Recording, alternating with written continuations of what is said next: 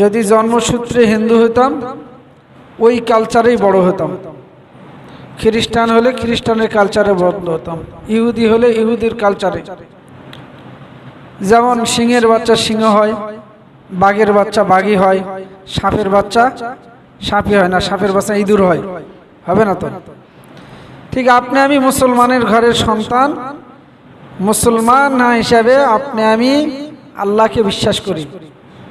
আর যাই হোক, অপরাধ জীবনে অনেক করি, কিন্তু একজন এজ এ মুসলমান সে যদি দাবি করে থাকে যে আমি মুসলমান, তো সে 100% এক আল্লাহকে কি করে? বিশ্বাস করে। এই বিশ্বাসের বদৌলতে, এটা এমন একটা বিশ্বাস, এমন একটা বিশ্বাস, যে বিশ্বাসটা আল্লাহ পাকের কাছে অত্যন্ত প্রিয়। এই বিশ্বাস যদি অন্তরে আমার থাকে এবং আল্লাহর হুকুম আহকামের প্রতি আমার যদি বিশ্বাস থাকে, কিন্তু আমল করতে পারিনি, আমার ব্যর্থতা, আমি অপারগ, ইচ্ছাকৃত অনিচ্ছাকৃত যেভাবে হোক আমি আমল করতে পারিনি, কিন্তু এই বিশ্বাসের কারণে একদিন আমি জান্নাতে যাব ইনশাআল্লাহ। এটার নামই হলো কি? ঈমান।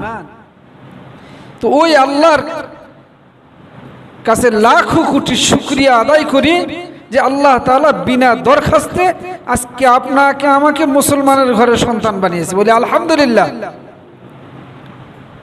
দরুদ ও সালাম যিনি আপনার আমার আইডল, যার আদর্শ, যার ইত্তেবা না করলে কোনো ইবাদত আল্লাহ আমার গ্রহণ করবেন না, সেই নবীর উপর শত সহস্র দরুদ রহমত বর্ষিত হোক। সকলে বলি সাল্লাল্লাহু আলাইহি ওয়াসাল্লাম। সম্মানিত উপস্থিতি, আমরা একেবারেই কুরবানির সন্নিকটে চলে এসেছি, খুবই কাছে। হয়তো অনেকে কুরবানির পশু কিনে ফেলেছি, এখনো কেউ কেনার চিন্তা ভাবনা করতেছি, অনেকে আবার তাকাইতেছি যে গরু রাখার সমস্যা, পশু রাখার সমস্যা, বাড়িতে জায়গা নাই, দেখাশোনার একটা ব্যাপার আছে। তো অনেকে শেষ হাট পর্যন্ত তাকিয়ে আছে, তাই না? যার যেখানে যে সুযোগ আছে। তা আমরা সকলের জন্য দোয়া করব, নিজেদের জন্য, আমার ভাইয়ের জন্য দোয়া করব, আল্লাহ তাআলা সকলকে যেন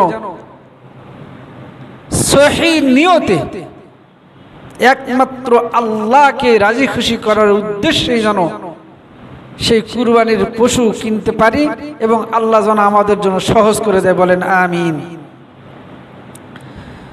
তা আল্লাহ তাআলা যদি সহজ করে দেয়, কোনো কিছুই আমার কাছে আর কঠিন থাকবে না। যতই কঠিন আপনার আমার সামনে আসুক না কেন, কিন্তু আল্লাহ যেটা সহজ করে দিবে, এই কঠিন আর কঠিন থাকবে না।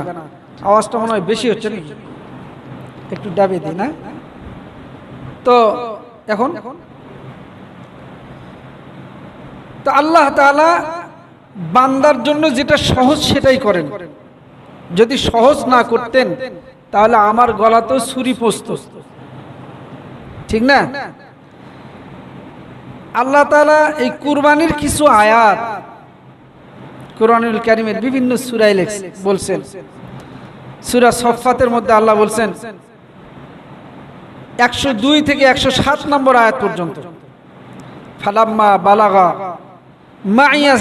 মাআহুস সাইয়া।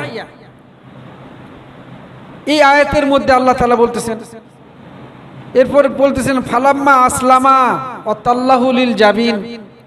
এরপরে আল্লাহ তাআলা বলছেন ওয়ালিকুল্লিন জাআলনা মানসাকান লিয়াযকুরুসমাল্লাহ।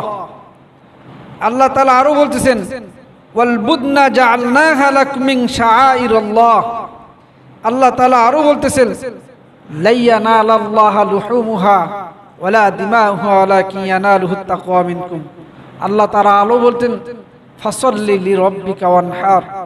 আল্লাহ আরো বলছেন ওয়াতলু আলাইহিম নাবা ইবনাই আদম বিল হক ইয কররাবা কুরবানান। শেষে আল্লাহ তাআলা বলতেছেন কুল, বলো ইন্না সলাতি ওয়া নুসুকি ওয়া মাহইয়ায়া ওয়া মামাতি লিল্লাহি রাব্বিল আলামিন। এই আয়াতটার আগে যে আয়াতগুলো আমি বললাম, হয়তো সিরিয়ালে এই আয়াতটা সূরা হিসাবে পরে আসছে, আগে আসছে, সেটা ভিন্ন জিনিস। কিন্তু এই যে আয়াতের অংশ বিশেষ আমি আপনাদের সামনে পড়লাম, এই আয়াতগুলোর ভিতরে আল্লাহ তাআলা কুরবানি সম্পর্কে বলছে। কুরবানি কি গত সপ্তাহে আমি একটু আলোচনা করেছি, তাই না? এ সম্পর্কে আল্লাহ রাসূলের যে হাদিস আমি আপনাদের সামনে পড়লাম, আল্লাহ রাসূল বলছেন, সালাসু মান কুন্না ফিহি ওয়াজাদা হালাওয়াতাল ঈমান। যার মধ্যে তিনটি জিনিস পাওয়া যাবে সে ঈমানের স্বাদ পাবে, আর যার মধ্যে তিনটি জিনিস নাই সে ঈমানের স্বাদ পাবে না। এক নম্বর হলো আল্লাহকে ভালোবাসা, দুই নম্বর আল্লাহ রাসূলকে ভালোবাসা, তিন নম্বর সব কিছুর চাইতে আল্লাহ এবং আল্লাহ রাসূলকে বেশি ভালোবাসা। এমনকি এই যে নিজের জীবনটা আছে এইটার চাইতে। আর তারই প্রমাণ দিয়ে গেছেন সাইয়েদনা ইব্রাহিম আলাইহিস সালাতু ওয়াস সালাম। উনার কাছে উনার সন্তান আল্লাহর চাইতে বেশি মহব্বতের হয়নি। হয়েছে কি? হয়নি। যদি হতো তাহলে ইব্রাহিম আলাইহিস সালাম তার সন্তানকে কুরবানি করতেন না। উনি তো জবাই করেইছেন,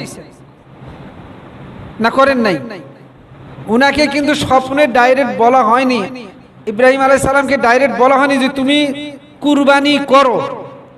এই কথা কিন্তু ইব্রাহিম আলাইহিস সালামকে আল্লাহ তাআলা বলেননি। তাহলে কি বলছেন? আল্লাহ তাআলা স্বপ্ন দেখাইছেন। আল্লাহ তাআলা স্বপ্নে দেখাইতেছেন উনি উনার সন্তানকে জবাই করতেছেন। এই দেখা আর হুকুম দেওয়া কি এক? একটা জিনিস দেখলো আর একটা জিনিস হুকুম দিল ডাইরেক্ট, দুটা কি এক হবে? এক হবে না। স্বপ্নে দেখছে, তবে নবীদের স্বপ্ন কি সত্য? এই স্বপ্ন যেহেতু সত্য, জবাই করতেছে, তাই তিনি তার সন্তানকে জবাই করতে গেছে এবং জবাই করার জন্য যা কিছু প্রয়োজন সব চেষ্টাই তিনি করেছেন।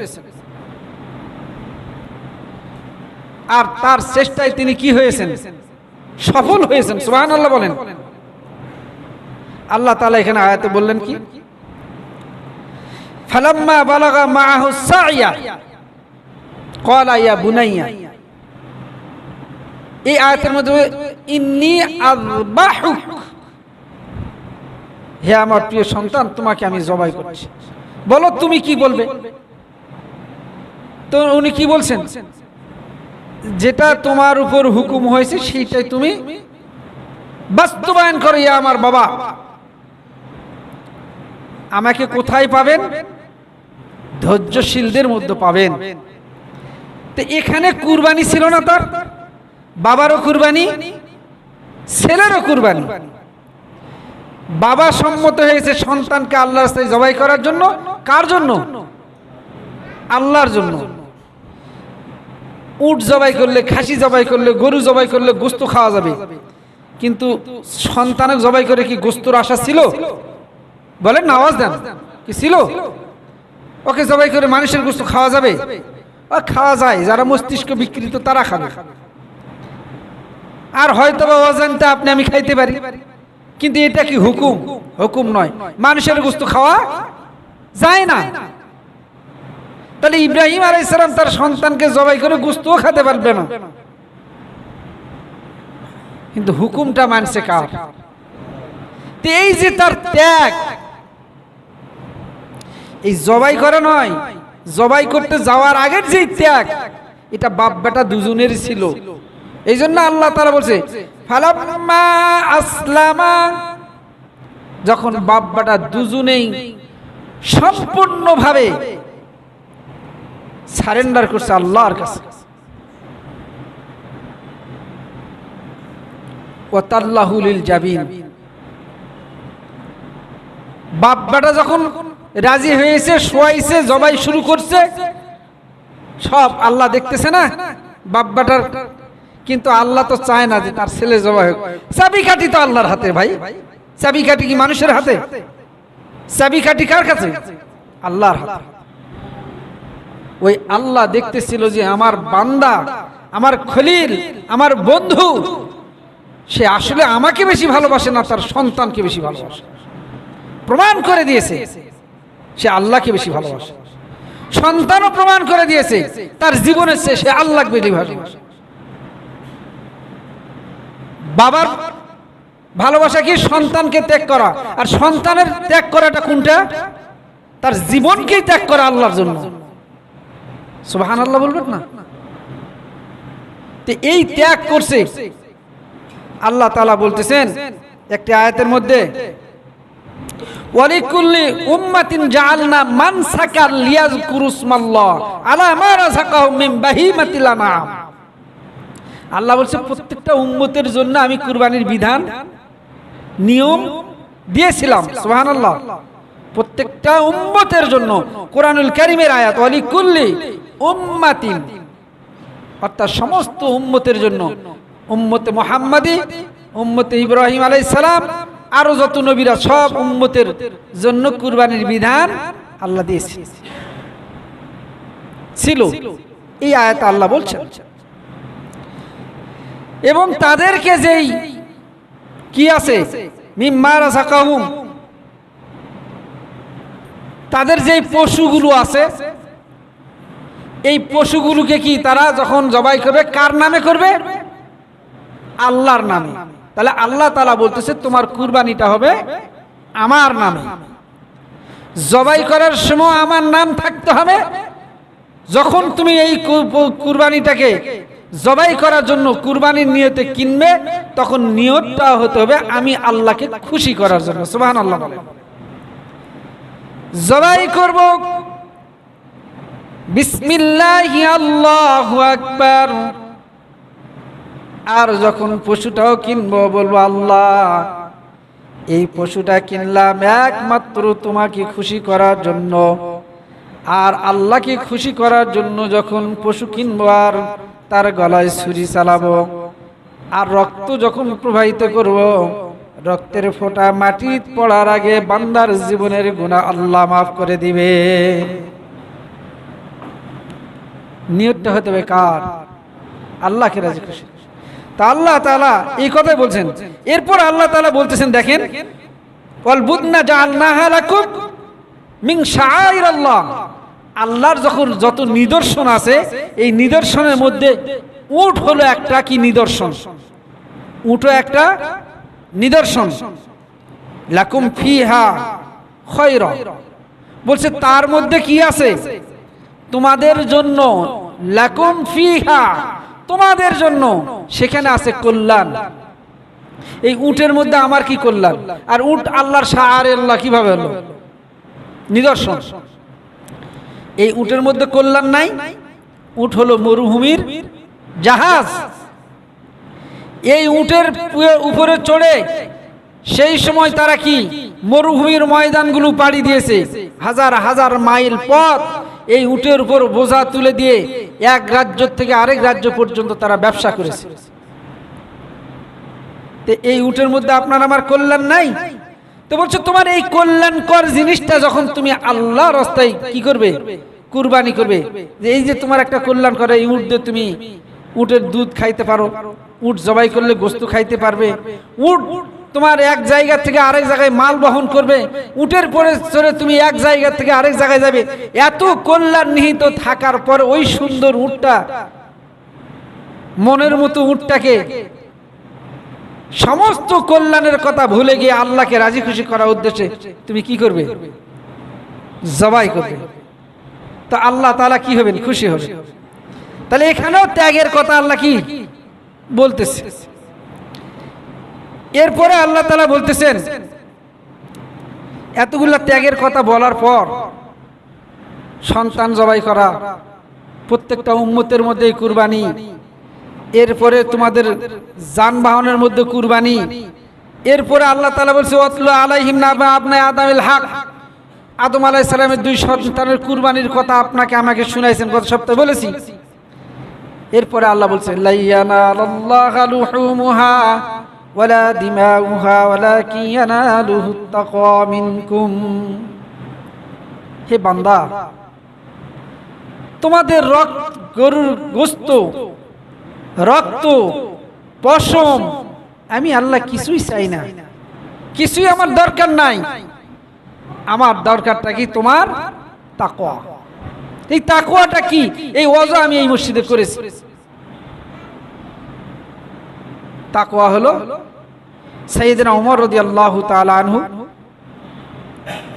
এক সাহাবী জিজ্ঞেস করলেন, নামটা স্মরণ আসতেছে না, কাব রাদিয়াল্লাহু তাআলা আনহু। কাব রাদিয়াল্লাহু তাআলা আনহু বলছে, কাব তাকওয়া কি? বলছে, তাকওয়া কি তার আগে আমি তোমার কাছে প্রশ্ন করি, কি? বলছে, তুমি কখনো কাঁটাযুক্ত মরুভূমির মধ্যে হাঁটাহুটা করেছো, গেছো, চিনো? বলছে, দেখেছি, চিনি, এবং সেই মরুভূমির কণ্টকময় রাস্তা দিয়ে আমি হাঁটাহাঁটিও করেছি। কিভাবে গিয়েছিলে? বলছে, এমন ভাবে আমি গিয়েছি, আমার শরীরের কাপড় চোপড়গুলো আমি এত সাবধানতা অবলম্বন করে গিয়েছি যাতে কাঁটার আঁচড় আমার গায়ে না লাগে। বলছে, এটাই হলো তাকওয়া। এটাই হলো কি? তাকওয়া। এই দুনিয়ার মানুষগুলো জান্নাতে যেতে হবে রাস্তায়, দুনিয়া থেকে না, দুনিয়ার বাহিরে। এই দুনিয়া ভেদ করে মানুষ জান্নাতে যেতে হবে, হয় জান্নাত না হয় জাহান্নাম। এই দুনিয়াটা পাপের কাঁটায় পরিপূর্ণ হয়ে আছে। এই সমস্ত পাপগুলো যেন আমার গায়ে স্পর্শ না করে। বিভিন্ন ধরনের পাপ আছে, সব পাপ থেকে মুক্ত হয়ে বেঁচে থেকে আল্লাহর ভয়ে পাপগুলো থেকে নিজেদেরকে মুক্ত রাখতে হবে। আল্লাহর ভালোবাসায় নেক আমল করতে হবে। আল্লাহর ভয় এবং ভালোবাসায় পাপ মুক্ত জীবন যাপন করতে হবে। আমার কুরবানি হবে পাপ মুক্ত, অহংকার মুক্ত, মানুষ দেখানো নয়, রিয়া মুক্ত হতে হবে। আমার কুরবানি হবে আল্লাহকে খুশি করার জন্য। আমার কুরবানি হবে আল্লাহর নৈকট্য লাভের জন্য। এই দুনিয়ার মধ্যে দিয়ে এই কাঁটাযুক্ত পথ দিয়ে আপনাকে আমাকে জান্নাতে যেতে হবে। যদি এই দুনিয়ার থেকে সমস্ত প্রকার অশ্লীলতার থেকে বাঁচিয়ে নেক আমল করে, ভালো আমল করে কবরে যাই, আল্লাহ রাব্বুল আলামিন জান্নাতের ব্যবস্থা করে দিবেন। তাহলে এই দুনিয়াটা হলো কি? কাঁটাযুক্ত। কিসের কাঁটা? পাপের কাঁটা।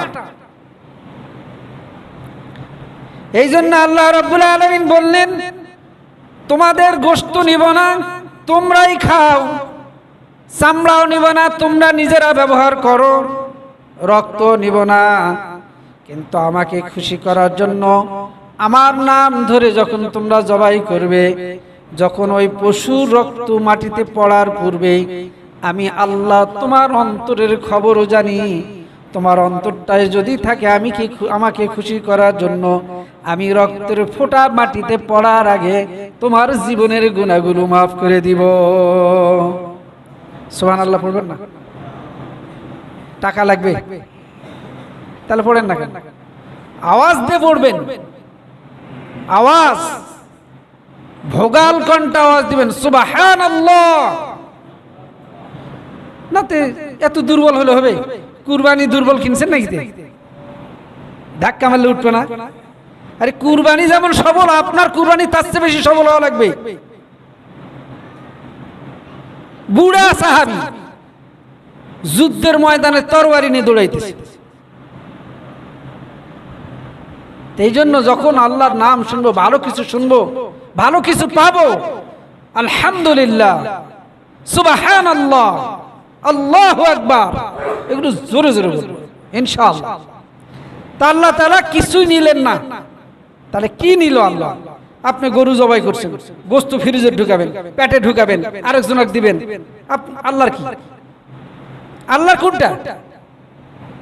মসজিদের টাকা নিয়ে আসেন, দান করবেন, মসজিদের কোটার থাকবে। তা আল্লাহর কোনটা? কেন আল্লাহ দিবে? আল্লাহ বলছে, এই যে তুমি আমাকে ভালোবাসে, আমাকে মহাব্বত করে এই কাজগুলো করেছো, খাও তুমি, পড়ো তুমি, দান করো তুমি, বিনিময় দিব আমি। আমি ওটাই দেখতে চাই। যে তুমি আমাকে খুশি করে দিচ্ছ নাকি মানুষ দেখানোর জন্য। তা আমরা কুরবানি করবো কি মানুষ দেখানোর জন্য ইনশাআল্লাহ, নাকি আল্লাহকে খুশি করার উদ্দেশ্যে করবো ইনশাআল্লাহ। তো এই জন্য আমাদের কুরবানিটা হতে হবে আল্লাহকে খুশি করার জন্য। ইব্রাহিম আলাইহিস সালাম তার সন্তানকে কুরবানি করে দেখাইছে, আর উম্মতে মুহাম্মাদির আল্লাহ রাসূলের সাহাবীরা নিজের জীবন একবারে দিয়েই দিছে, নিজের জীবন দিয়েই দিছে। আল্লাহ তো এটা জবাই করতে দেননি, কিন্তু আল্লাহর ভালোবাসায় আল্লাহ রাসূলের সাহাবী হুযাফা রাদিয়াল্লাহু তাআলা আনহু তখন সেই রোমের যুদ্ধ করছেন। রোমের বাদশা হলো হেরাক্লিয়াস। এই হেরাক্লিয়াসের সময় ওমর ইবনুল খাত্তাব রাদিয়াল্লাহু তাআলা আনহুর নেতৃত্বে তিনি তখন খলিফাতুল মুসলিমিন যুদ্ধের জন্য পাঠাইছেন। হুযাফা রাদিয়াল্লাহু তাআলা আনহু ওই রোম সম্রাটের সৈনিকের কাছে ধরা পড়ে গেল দলবল সহ। তাদেরকে রাজপ্রাসাদে নেওয়া হলো, ডাকা হলো, পরের দিন ডাকা হলো, তার কাছে প্রস্তাব রাখা হলো। কার কাছে? দলপতি হুযাফা রাদিয়াল্লাহু তাআলা আনহুর কাছে। হুযাফা রাদিয়াল্লাহু তাআলা আনহুকে ডাকলেন। ডাকার পরে বাদশার পার্শ্বে বসালেন। বসানোর পরে বাদশা বলতেছে, হুযাফা, যদি তুমি ইসলাম ধর্ম ত্যাগ করো, খ্রিস্টান ধর্মকে গ্রহণ করো, রাজ্যের অর্ধেক তোমার নামে দিয়ে দিব। শুধু রাজ্যের অর্ধেক নয়, রাজকন্যাকেও তোমাকে দিয়ে দিব। রাজ্যের অর্ধেক পাবে, রাজকন্যা পাবে, যাবতীয় সুযোগ সুবিধাগুলো তোমাকে দেওয়া হবে।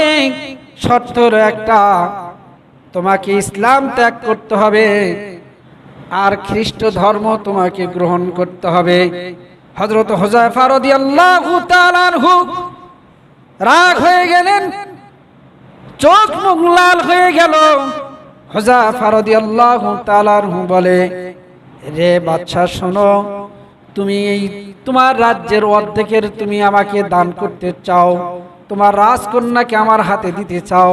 তুমি ভালো করে শুনে রাখো, তুমি কেন এই তোমার রাজ্যের অর্ধেক কেন, তাম পৃথিবীর সব কিছুর রাজা যদি আমাকে বানায় দেওয়া হয়, বাদশাহী যদি আমার হাতে দিয়ে দেওয়া হয়, রাজকন্যাকেও যদি দেওয়া হয়, তবু আমি এগুলোকে গ্রহণ করব না। এবং ইসলাম থেকে, ঈমান থেকে, মুহাম্মদ সাল্লাল্লাহু আলাইহি সাল্লামের আদর্শ থেকে এক সুত পরিমাণ আমি পিছপা হব না। হব না? এটা কি ত্যাগ নয়? এই কত বড় অফার!